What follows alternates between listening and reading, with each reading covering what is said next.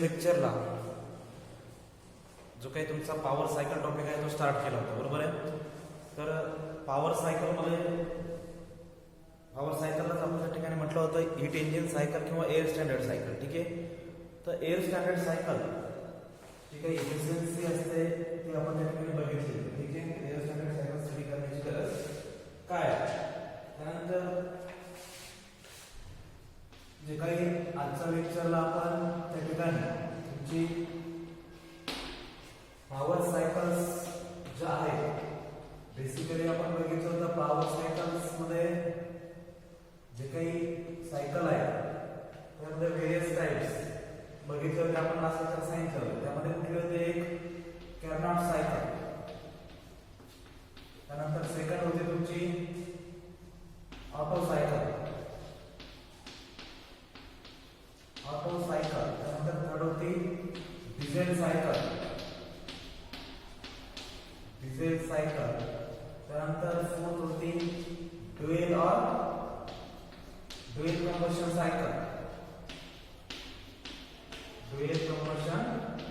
Cycle, त्यानंतर last one होती तुमची ब्रायटॉन सायकल. बरोबर आहे. हे तुमचे वेरियस पॉवर सायकल्स त्या ठिकाणी आयसी इंजिन मध्ये यूज केले जाते. तर त्यामध्ये जे काही फर्स्ट कॅर्नॉट सायकल आहे ते आपण या लेक्चरला डिटेल मध्ये बघणार आहोत. आता कॅर्नॉट सायकल बघताना आपल्याला पहिलं माहिती पाहिजे की ही एक आयडियल सायकल आहे. आयडियल म्हणजे त्या ठिकाणी थेरॉटिकल सायकल आहे. ठीक आहे. तर जी काही कॅर्नॉट सायकल असेल ती त्या ठिकाणी आपल्याला प्रॅक्टिकली अचीव्ह करणं किंवा जे काही प्रॅक्टिकली त्याचं वर्किंग होणं पॉसिबल नाही. ठीक आहे. जे काही असेल ते तुमचं सगळं आयडियली होणार. ठीक आहे. आयडियली मीन्स त्या ठिकाणी तुम्ही फक्त जे काही तुमची इफिशियन्सी दाखवणार आहात त्या ठिकाणी ती फक्त आयडियली पॉसिबल होऊ शकतो, कारण त्याचे काही ड्रॉबॅक्स आहेत. ठीक आहे. त्या ड्रॉबॅक्स मुळे ती आपण त्या ठिकाणी प्रॅक्टिकली अचीव्ह करू शकत नाही. Carnot cycle is an ideal cycle which is not possible in actual practice because तर ती ऍक्च्युअल प्रॅक्टिस मध्ये त्या ठिकाणी पॉसिबल का नाहीये की because heat addition and heat rejection ह्या ज्या काही सायकल मध्ये आहे त्या सायकल मध्ये जे काही तुम्ही हीट ऍडिशन करणार आहे फ्रॉम हॉट सोर्स जो असणार आहे तुमचा त्या हॉट सोर्स पासून तुम्ही जे काही हीट ऍडिशन करणार आहात तर ती हीट ऍडिशन आणि जे काही हीट रिजेक्शन करणार आहे heat addition to hot body and heat rejection to cold body, तर ही जी काही टोटल प्रोसेस होणार आहे तुमच्या या ठिकाणी तर ती ऍट कॉन्स्टंट टेम्परेचरला होणार आहे. बरोबर आहे. तर हे प्रॅक्टिकली तुमचं पॉसिबल होणार नाही, कारण हीट ऍडिशन करणार आहे म्हणजे त्या ठिकाणी काहीतरी टेम्परेचर डिफरन्स क्रिएट होणार आहे किंवा टेम्परेचर चेंज होणार आहे. बरोबर आहे. म्हणून ते प्रॅक्टिकली पॉसिबल नाही की ऍट कॉन्स्टंट टेम्परेचरला तुमचं हीट ऍडिशन आणि हीट रिजेक्शन हे होईल. बरोबर आहे. त्यामुळे ते आपण ऍक्च्युअली प्रॅक्टिस मध्ये ते पॉसिबल होत नाही. ठीक आहे. म्हणून ही जी काही प्रोसेस आहे ती त्या ठिकाणी जर असं पॉसिबल झालं की हीट ऍडिशन आणि हीट रिजेक्शन ऍट कॉन्स्टंट टेम्परेचरला त्या ठिकाणी सप्लाय केली तर ती प्रोसेसला आपण त्या ठिकाणी काय म्हणतो quasistatic process, and this process cannot be achieved in actual practice. ठीक आहे. तर जी काही हीट ऍडिशन आणि हीट रिजेक्शन आहे तर ते ऍक्च्युअल प्रॅक्टिस मध्ये आपण त्या ठिकाणी सप्लाय करू शकत नाही किंवा ते अचीव्ह करू शकत नाही. म्हणून ती तुमची काय आहे आयडियल सायकल आहे. ती सायकल आपण त्या ठिकाणी प्रॅक्टिकली परफॉर्म करू शकत नाही. आलं लक्षात. त्यानंतर जी काही आयडियल सायकल असणार तुमची मीन्स कॅर्नॉट सायकल, त्या कॅर्नॉट सायकलची इफिशियन्सी असणार तुमची मॅक्झिमम इफिशियन्सी असणार आहे. ठीक आहे. The efficiency of Carnot cycle is maximum, आणि त्या ठिकाणी आपण ते असं कन्सिडर करतो मॅक्झिमम इफिशियन्सी म्हणजे काय असेल ते त्या ठिकाणी असं कन्सिडर करूयात की आपण त्या ठिकाणी 100% एवढी ती अचीव्ह करू शकतो. आलं लक्षात. तर जे काही कॅर्नॉट सायकल स्टडी करण्याअगोदर आपल्याला त्या ठिकाणी तुमचा पीव्ही आणि टीएस डायग्राम समजणं खूप महत्त्वाचं आहे. ठीक आहे. तर टोटल जी काही सायकल आहे तुमच्या चारही सायकल असतील त्यामध्ये पीव्ही आणि टीएस डायग्राम रिप्रेझेंटेशन जे असेल ते माहिती पाहिजे. त्यावरून तुमचं जे काही डिटेल स्टडी आहे ते तुम्हाला बघायचं. तर पहिला आहे तुमची PV diagram. Y bar represents pressure and x bar represents volume. त्यानंतर सेकंड इकडे काय आहे तुमचा सेकंड डायग्राम तुमची TS. ठीक आहे. तर या ठिकाणी आपण काय सांगितलंय, ऍक्च्युअली ते पॉसिबल नाहीये. काय करतोय आपण या ठिकाणी, हीट ऍडिशन आणि heat rejection at constant temperature. जे काही टेम्परेचर असणार ते कॉन्स्टंट असणार. यामध्ये तुमच्या 4 प्रोसेस होते. ठीक आहे. तर 4 प्रोसेस मध्ये जे काही सायकल असणार आहे तुमची, पहिली आहे तुमची फ्रॉम 1 to 2. त्या ठिकाणी काय करणार आहे आपण, हीट ऍडिशन करणार आहे. ठीक आहे. QA म्हणता येईल त्याला. ठीक आहे. From heat source. तसं हीट सोर्सचं टेम्परेचर असणार त्या ठिकाणी T1. इथे असेल तुमचं 0.3 to 4. 0.3 to 4 होणार आहे तुमची हीट रिजेक्शन. ठीक आहे. तर हीट रिजेक्शनला तुमचं टेम्परेचर काय आहे, कॉन्स्टंट. आणि हीट ऍडिशन तुमचं टेम्परेचर काय असेल तर आपण इथे कॉन्स्टंट. म्हणून इथे काय आहे, तुमचं T1 is equal to T2 आणि T3 is equal to T4. या डायग्राम मध्ये आपल्याला असं दिसतंय. बरोबर आहे. त्यानंतर इकडे जे काय होणार आहे तुमचं, from process 1 to 2. Process 1 to 2 त्या ठिकाणी काय होणार आहे तुमचं, आयसोथर्मल टेम्परेचर काय असणार त्या ठिकाणी तुमचं, कॉन्स्टंट असणार. म्हणजे टेम्परेचर T1 at point 1 ला त्या ठिकाणी काय होणार आहे, आयसोथर्मल एक्सपान्शन ऑफ एअर. म्हणजे त्या ठिकाणी एक्सपान्शन होणार आहे आणि हीट ऍडिशन होणार आहे. बरोबर आहे. At constant temperature T1. ठीक आहे. त्यानंतर फ्रॉम 2 to 3. 2 to 3 परत काय होणार त्या ठिकाणी, परत एक्सपान्शन होणार आहे. ठीक आहे. परत एअरचं त्या ठिकाणी ॲडियाबॅटिकली एक्सपान्शन होणार आहे. ठीक आहे. From 2 to 3. त्यानंतर फ्रॉम 2 to 3. 2 to 3. 2 to 3 ला काय होणार आहे त्या ठिकाणी, आयसोथर्मल 2 to 3 ला त्या ठिकाणी होणार आहे तुमचं रिव्हर्सिबल ॲडियाबॅटिक एअर कॉम्प्रेशन.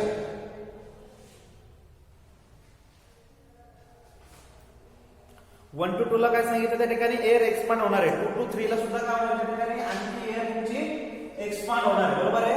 पण ती कशी होणार आहे, इथे ॲडियाबॅटिकली, इथं आयसोथर्मली.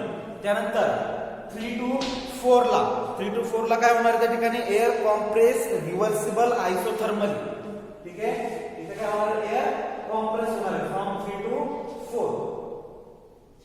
3 to 4 ला कॉम्प्रेशन होणार आहे. ठीक आहे. त्यानंतर परत 4 to 1 ला काय होणार आहे त्या ठिकाणी, आयसो ॲडियाबॅटिकली कॉम्प्रेशन होणार पुन्हा याचं. ठीक आहे. ॲडियाबॅटिकली कॉम्प्रेशन, त्यानंतर reversible adiabatically compression at temperature T4 to T1. लक्षात आलंय. फ्रॉम 1 to 2 आणि 3 to 4 म्हणजे काय प्रोसेस असणार आहे, त्याच्या कशा होणार त्या ठिकाणी, आयसोथर्मल. आयसोथर्मल म्हणजे त्या ठिकाणी काय असणार तुमचं, PV is equal to constant. ठीक आहे. PV is equal to constant. आणि दुसरे जे काही प्रोसेस आहेत 2 to 3 आणि 4 to 1 ते कशा होणार आहे, रिव्हर्सिबल ॲडियाबॅटिकली. तर रिव्हर्सिबल ॲडियाबॅटिक साठी आपलं इक्वेशन काय असणार ठिकाणी, PV raised to gamma is equal to constant. ठीक आहे. तर हे लक्षात आलं तुमच्या PV आणि TS डायग्राम. तर यामध्ये आता सपोज एक्सप्लेनेशन देताना काय दिसते तुम्हाला, from PV diagram process 1 to 2. Process 1 to 2 in which काय होत आहे या प्रोसेस मध्ये, in which reversible, it is reversible isothermal process. During this air expands and heat addition at temperature T1. काय सांगितलं इथं, it is reversible isothermal process.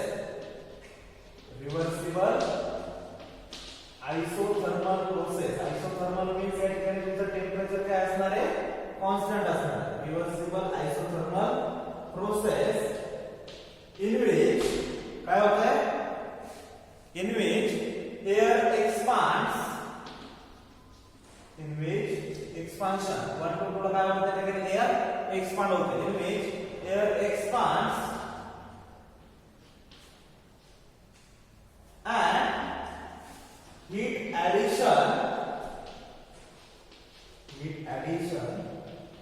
Temperature T1. ते temperature किती असणार त्या ठिकाणी सोर्स टेम्परेचर काय असणार त्या ठिकाणी सोर्स टेम्परेचर T1 म्हणजे T1 पासून तर T2 पर्यंत आपण काय करतो त्या ठिकाणी एअर एक्सपांड करतोय. एअर एक्सपांड करतो त्या ठिकाणी काय होणार तुमचं जे काय व्हॉल्यूम टेम्परेचर जे असणार त्या ठिकाणी फ्रॉम T1 टू त्या ठिकाणी इन्क्रीज होत जाईल. एक्सपांड होणार म्हणजे काय ठिकाणी टेम्परेचर तुमचं इन्क्रीज होत जाणार. बरोबर आहे.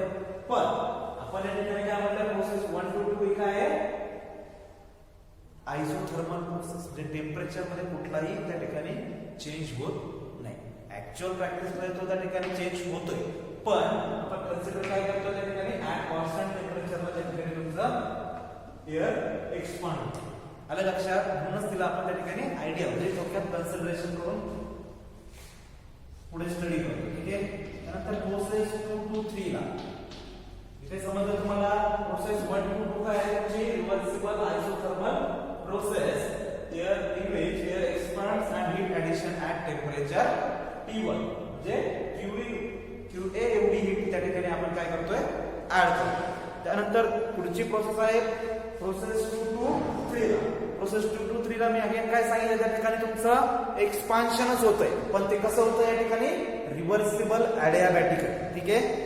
Is reversible adiabatic air expands at temperature T2 to T3. आलं लक्षात. Reversible adiabatic process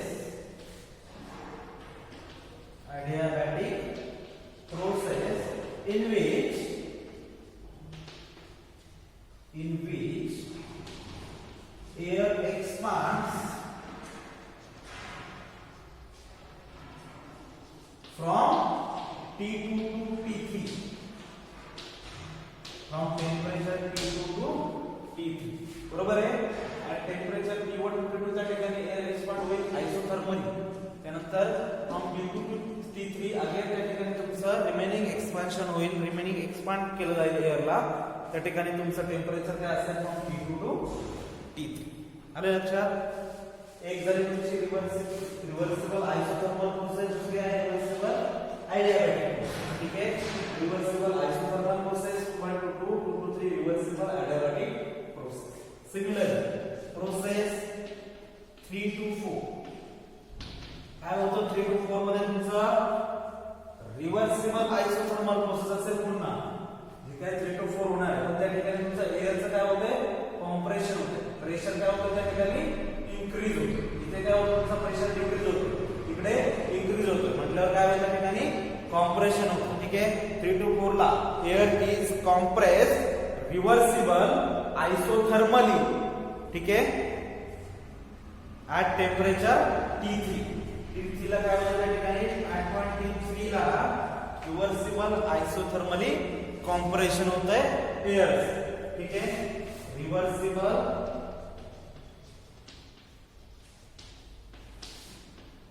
isothermal compression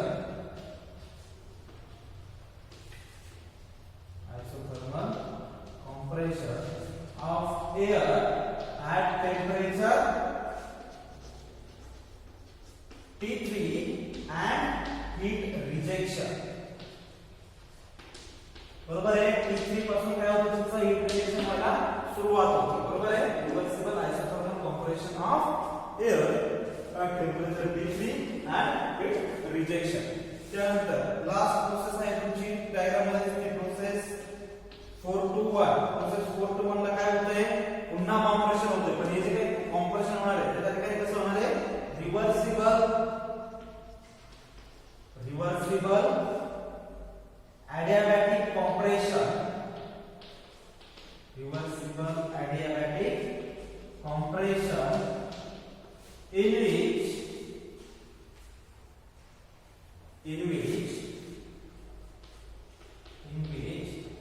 air compressed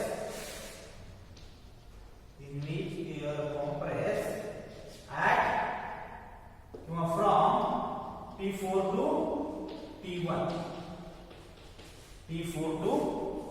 T1. आता T4 हे काय टेम्परेचर बिलो आहे कमी आहे T1 पेक्षा पेक्षा कमी आहे म्हणून काय reversible adiabatic compression is air compress from T4 to T1. त्या ठिकाणी कॉम्प्रेस केली जाणार म्हणजे त्या ठिकाणी टेम्परेचर काय होणार तुमचं कमी होणार. आलं लक्षात?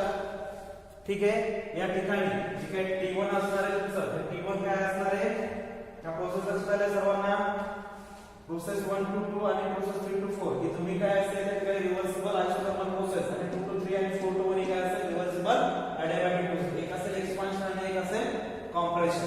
एक ॲडिशन होते फ्रॉम टेम्परेचर T1 म्हणजे हॉट बॉडीला त्या ठिकाणी तुम्ही काय करताय hot body to cold body temperature transfer करता म्हणजे त्या ठिकाणी एक ॲडिशन केली जाते बरोबर आहे. त्या ठिकाणी काहीतरी वर्क प्रोड्यूस होणार.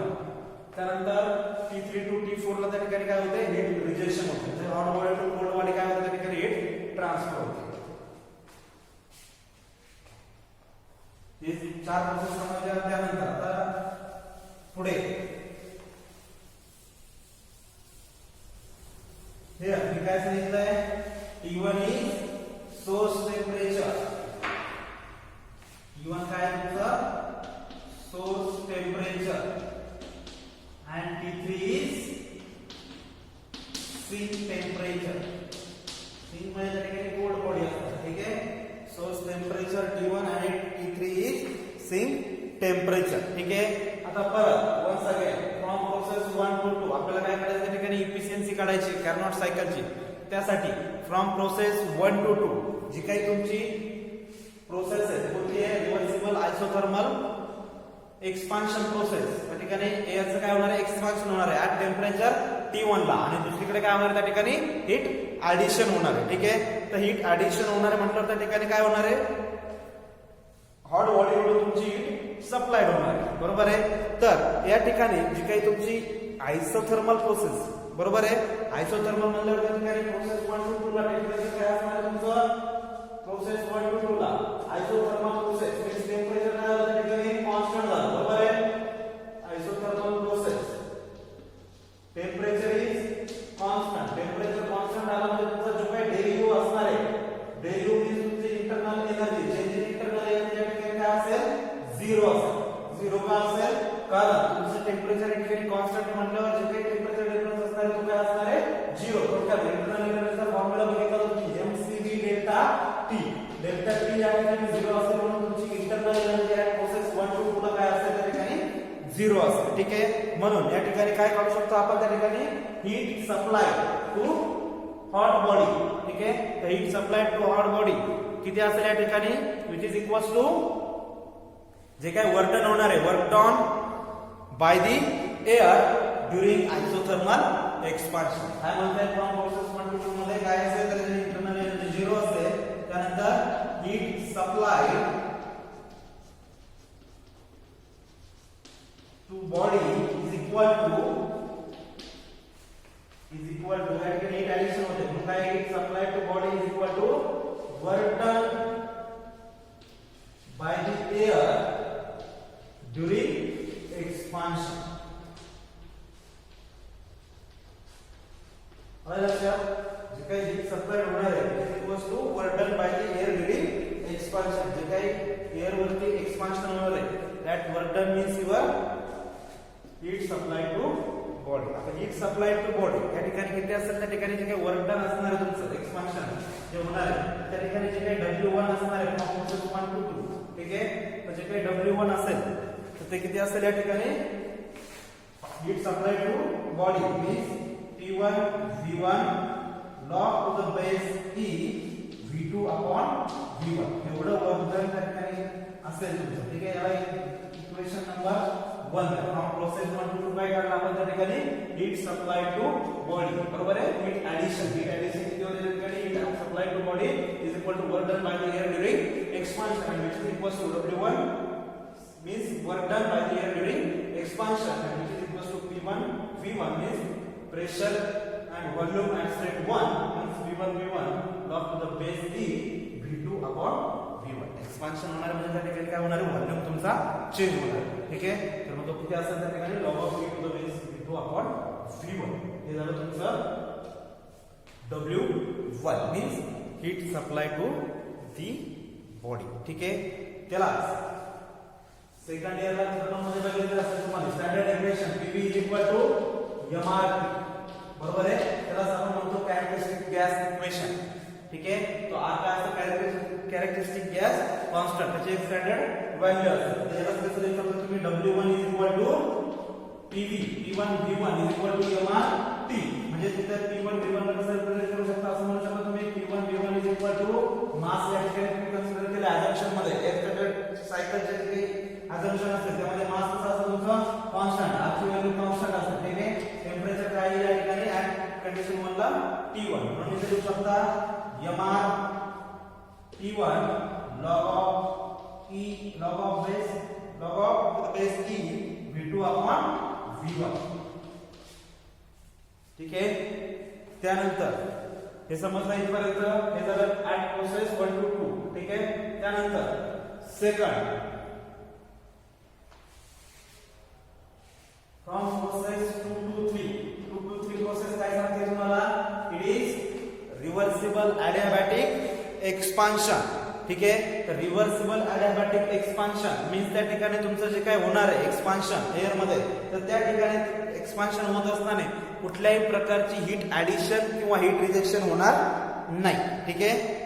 त्यामुळे जे काही वर्क डन होणार आहे तुमचं that work done is equal to decrease in internal energy. बरोबर आहे. जे काही एक्सपान्शन होणार आहे विदाउट ऍडिशन ऑफ हीट और विदाउट हीट रिजेक्शन होणार आहे. त्यामुळे जे काही पुढची प्रोसेस होईल ती तुमची काय असेल त्या ठिकाणी टोटल इंटरनल एनर्जी जी असेल तीच यूज केली जाईल. आणि इंटरनल एनर्जी यूज केल्यामुळे त्या ठिकाणी ती इंटरनल एनर्जी काय होणार आहे डिक्रीज होणार आहे. नो हीट ऍब्सॉर्ब और rejected by the air, therefore work done by air is equal to decrease in internal energy. and that decrease in internal energy W is equal to from process 2 to 3 म्हणल्यावर काय या ठिकाणी P2 V2 minus P3 V3 upon gamma minus 1. gamma is your adiabatic index, gamma minus 1. आलं लक्षात. पुन्हा P2 V2 म्हणजे PV is equal to mRT असं म्हणू शकतो आपण. बरोबर आहे. मग सिमिलरली यासाठी अप्लाय करताना काय होईल mR तुमचा कॉन्स्टंट असतो. बरोबर आहे. मग mR into V2 आणि V3 इथे काय येईल तुमचं T2 T3 upon gamma minus 1. Separately तुम्ही हे इन्क्लूड करून तुमचे कॉन्स्टंट बाहेर काढायचे ब्रॅकेटच्या. त्यावेळेला तुम्हाला ते इक्वेशन भेटेल. ठीक आहे. mR T2 T3 upon gamma minus 1. याला एक मला समजत नसेल इकडे बघा कसं करायचं. P2 V2 minus P3 V3. PV म्हणजे काय बघा mRT म्हणजे कसं लिहू शकतो तुम्ही mR इथं bracket condition 2 mR P2 minus mR into P3. mR दोन्हीकडे कॉन्स्टंट आहे. mR ब्रॅकेटच्या बाहेर काढा. बरोबर आहे. काय येते P2 T3 upon उरलेला तुमचा डिनॉमिनेटर फॅक्टर gamma minus 1. आलं लक्षात. तर ही काय तुमची decrease in internal energy during reversible adiabatic expansion मध्ये. ठीक आहे. त्यानंतर नेक्स्ट पुढची प्रोसेस आहे 3 to 4 ला काय होतं या ठिकाणी एक्सपान्शन होतं. कसं एक्सपान्शन आहे तुमचं रिव्हर्सिबल आयसोथर्मल एक्सपान्शन. ठीक आहे. तर यामध्ये जे काही तुमचं हीट रिजेक्शन होणार आहे 3 to 4 ला काय होतं तुमचं हीट रिजेक्शन. आता हीट रिजेक्शन तुम्हाला या ठिकाणी फाइंड आउट करायचं. ठीक आहे. आयसोथर्मल म्हणलं त्या ठिकाणी तुमची इंटरनल एनर्जी पुन्हा काय झाली 0 झाली. तर या ठिकाणी जे हीट रिजेक्शन होणार आहे heat rejection to cold body which is equals to work done on the air. जे काही एअर वरती वर्क डन होणार आहे त्याच्यात कॉम्प्रेशन होणार आहे. ठीक आहे. तर ते काय असेल तुमचं heat rejected cold body is equal to work done on air. इथे इंटरनल एनर्जी 0 असेल. ठीक आहे. Work done on air. ठीक आहे.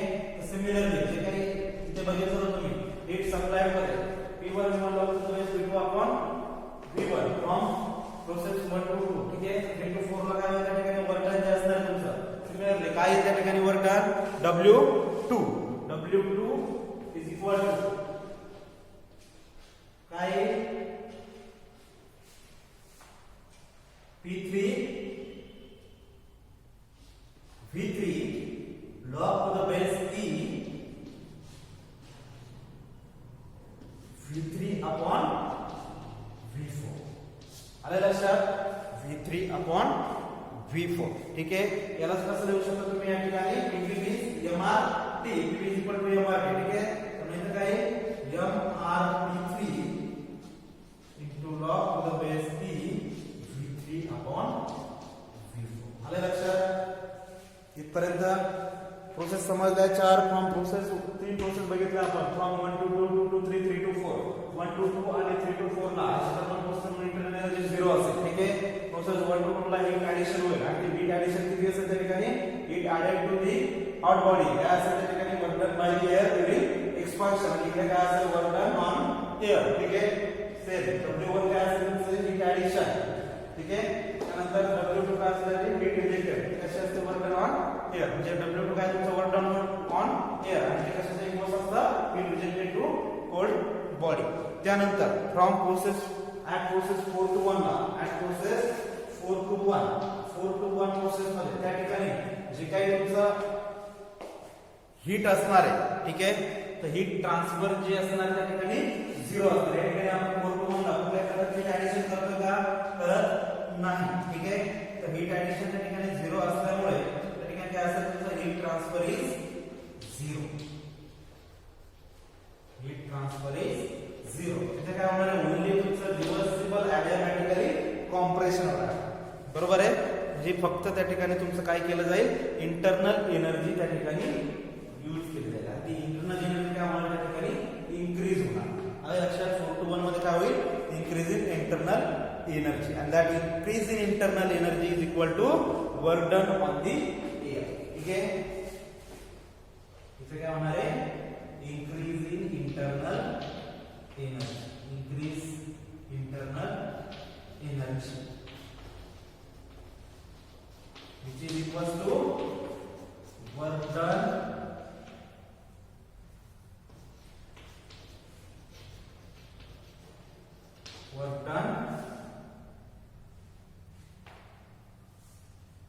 by the air, so work done on the air during compression. ठीक आहे, तर जे काही वर्क डन असेल ते सिमिलर लिहिलं बघितलं तुम्ही. वर्क डन काय असेल या ठिकाणी तुमचं W काय असेल या ठिकाणी तुमचं इंटरनल एनर्जी किती नाही तुमची ती 4 to 1 ला या ठिकाणी 4 आणि 1. ठीक आहे, तर 4 आणि 1 मध्ये जर बिगर क्वांटिटी मध्ये तुमची प्रेशर कोणता इन्क्रीज झाला तुमचा P1 हा P4 पेक्षा जास्त आहे. तर इथे काय उलट आहे 4 to 1 ला काय P1 V1 minus P4 V4 upon gamma minus 1 म्हणजे रिव्हर्सिबल ऍडियाबॅटिक प्रोसेस. ठीक आहे, gamma minus 1 इथे पण काय करणार तुम्ही त्या ठिकाणी जे काही PV is equal to MR हा तुमचा कॉन्स्टंट. इथे काय येते इक्वेशन जर तुम्ही कंपेअर केलं PV is equal to MR शी तर काय MR into T1 minus P4 upon gamma minus 1. आले लक्षात? आता या ठिकाणी 4 to 1 ला काय आपण असं म्हणू शकतो की T3 आणि T4 काय दिसते आपल्याला रिअल डायग्राम मध्ये T3 आणि T4 काय सेम. तर मग काय म्हणू शकतो as T3 equals to T4. बरोबर आहे, T3 equals to T4 असल्यामुळे आपण T4 च्या जागी T3 सबस्टिट्यूट करू शकतो कारण दोन्ही टेम्परेचर काय सेम आहे. या इक्वेशन मध्ये कुठलाही फरक पडणार नाही. म्हणून याला कसं लिहू शकतो आपण त्या ठिकाणी MR upon gamma minus 1 into T1 minus T. आले लक्षात? हे केव्हा होऊ शकतो तुमचा जेव्हा T4 आणि T3 कशा असतील equal as T4 equals to T. आले लक्षात? डायग्राम मध्ये बघा दिसत असेल तुम्हाला इथे काय आहे T4 आणि T3 टेम्परेचर हे सेम आहे. ठीक आहे, त्याच्यावरून आपण हे एक्सप्रेशन फाइंड आउट करू. चारही प्रोसेस तुम्हाला इक्वेशन भेटले त्या ठिकाणी प्रोसेस 1 2 मध्ये काय होतं एक ऍडिशन ठीक आहे इकडे काय होतं तुमचं वर्क डन मध्ये इंटरनल एनर्जी या ठिकाणी डिक्रीज होते इथे काय होतं हीट रिजेक्टेड होते इथे काय होतं इंटरनल एनर्जी इन्क्रीज होते ठीक आहे चारही इक्वेशन तुमच्या लक्षात आले असेल त्याच्यावरून तुम्हाला काय फाइंड आउट करायचं तुमचं जे काही इफिशियन्सी असेल कार्नोट सायकलची that Carnot cycle efficiency and which is always maximum ठीक आहे ती नेहमी कशी असते जास्त असते तर सायकल पेक्षा ती कन्सिडर करत आपण ठीक आहे थेओरेटिकली कन्सिडर करतात की जी काही Carnot सायकल असेल ती आयडियल सायकल आणि आयडियल सायकलची एफिशियन्सी ही ऑलवेज मॅक्सिमम असते म्हणून ती त्या ठिकाणी आपण असं म्हणू की मॅक्सिमम म्हणजे थोडक्यात 100% असते ठीक आहे पुढे जी काही आता या ठिकाणी सायकल बघितली त्या ठिकाणी बघितलं तुम्ही डिक्रीज इन इंटरनल एनर्जी जे असणार आहे तुमची ऍट प्रोसेस 2 to 3 ला काय होतं त्या ठिकाणी डिक्रीज इन इंटरनल एनर्जी आणि ते काय असतं तुमचं adiabatic reversible adiabatic expansion which is equals to जे काही कशाची इक्वल असणार आहे जी काही इंटरनल एनर्जी इन्क्रीज होणार आहे तुमची ठीक आहे at process internal energy process 4 to 1 ला काय होतं इन्क्रीज होते 2 to 3 ला काय होतं डिक्रीज होते तर हे जे काही डिक्रीज होणार आहे आणि जे काही इन्क्रीज होणार आहे ते कसे असणार आहे इक्वल असणार आहे ठीक आहे decreasing internal energy during adiabatic expansion 2 to 3 process 2 is equal to increase in internal energy during reversible adiabatic compression process 4 to 1 hence net effect of whole cycle is 0 या दोन्ही जर इक्वल झाल्या ठीक आहे याची इंटरनल एनर्जी जी काही decrease होणार आहे that internal energy decreases is equal to internal energy increases at process 4 to 1 ठीक आहे तर जे काही नेट जो काही इफेक्ट असणार आहे तो नेट इफेक्ट होणार आहे काही त्याच्यावरती होणार नाही कारण जो काही इक्वल ज्या व्हॅल्यू असतील तुमच्या ते काय होतं त्या ठिकाणी नेट वर्क डन किंवा जे काही नेट इफेक्ट असणार आहे तो 0 किंवा जे काही होल सायकल मध्ये जो काही इफेक्ट म्हणजे तो काय असतो 0 असतो देअरफॉर नेट वर्क डन कसं फाइंड आउट करणार त्या ठिकाणी देअरफॉर नेट वर्क डन काय सांगितलं त्या ठिकाणी नेट वर्क डन काय असेल तुमचं heat supplied minus heat rejected ठीक आहे heat supplied minus heat rejected जो काय असेल तुमचा नेट इफेक्ट किंवा त्याला काय म्हणतात net work done net heat supplied minus heat rejected QA